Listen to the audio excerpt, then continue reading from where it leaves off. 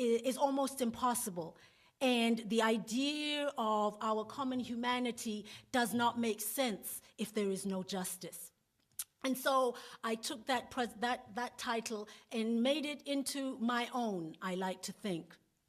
And I come at it as somebody who grew up under apartheid in South Africa. And one of the things that was so clear about apartheid was that its aim was to divide us as a people, as South Africans, that it divided us in that particular instance based on our race. And it taught white South Africans that they were somehow special, somehow better than other South Africans, and tried to teach the rest of us that we were somehow less than fully human, and that we were not as capable as white South Africans. And in that way, built a sense of suspicion, one of the other. And as I come to speak about seeking common ground, it is speaking from a position that says, I know it's not easy. I know, in fact, it is much easier to divide us as people than to help us find common ground. It is much easier to demonize the other. It is much easier to teach ourselves that we are good and they, whoever they are in this particular instance, are bad. That we are wise and they are stupid. And we know that it's easier because even just coming in out of our families, I have 3 children, and I feel as though much of the time I am a UN peacekeeping force. And it is very often a conversation about how much better I am than whichever one of my siblings I happen to be in an argument with.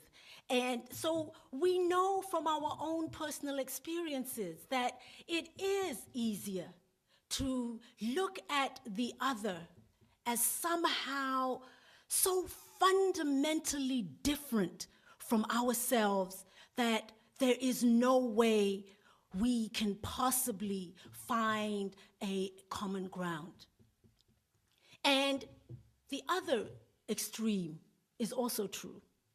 The extreme that says we are all exactly alike. That in fact, there are no differences amongst us. That if we could just ignore the different religion, racial, ethnic differences that exist amongst us, then we could all really get on. So why are you making a big deal of the fact of being black? Why are you making a big deal about having a different religion? If you didn't rock the boat and just admitted that we are all the same, then there would not be a problem. And I look at those 2 extremes and I find in them poverty. A poverty of experience. Because in fact, we are a diverse community wherever you are.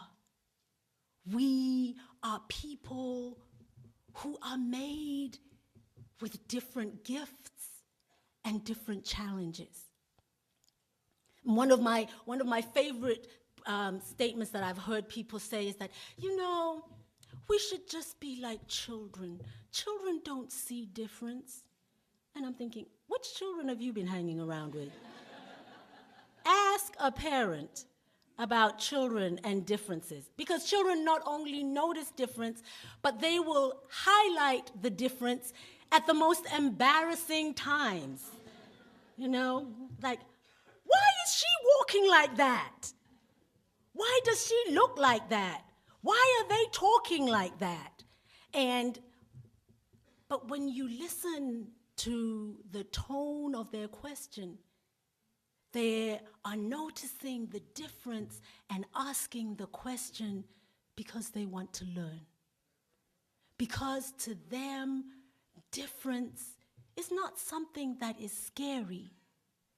Difference is something that offers an opportunity, a new way of seeing some aspect of the world. I'm one of those people who, until I matured, used to change my hair at the drop of a hat. And so I would have it in braids, and then 2 weeks later I would shave all my hair off. And, I went through the whole mill of all kinds of different hairdos. And one time when I was doing one of my shaved head incarnations, I was sitting on a plane.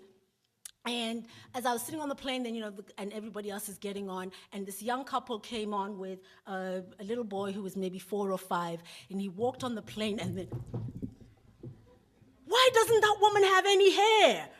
And, the parents like, come on, Johnny. It's quite okay. And then I thought, this child is going to be terrified of bald women for the rest of his life. And so I said, no, that's fine. I said, I don't have any hair because I just hate combing. And it's so much easier when there's none there to deal with, And he's like, oh, okay. He's probably going to go home and ask his parents to shave his head too, But his question and his parents' response is so much often what happens in our lives, that the young ask the question with a complete innocence. It is to them, this is something new I have not seen, and I need it explained to me so that I can make a space for it in my worldview, or not, as the case may be, but that I want to know how that particular person or that particular circumstance came into being. And all too often, we adults shut that question down, and what we are teaching our children is that it's not good to notice difference. And if it's not good to notice difference, then maybe that means difference is not good. And that's where we start having problems. When we start to believe that difference isn't good, that it's not good because it's suspicious, it's not good because it's simply difference. And yet, we know that if they were not for difference, we could not have communities. Now, I like to use with my children, I've used as they've grown up, the example of vegetables. Because, vegetables are a huge area of debate in my family. And so, are vegetables really necessary in our diet? And I happen to love Brussels sprouts. Yes, I know. I love Brussels sprouts and I love turnips. Yes, I'm strange. It's okay. You don't have to say it. I know it, okay? And so I always say to my children, have that spinach, because the other option could be Brussels sprouts and turnips. So can you imagine the world if the only vegetables available were Brussels sprouts and turnips? I would be happy.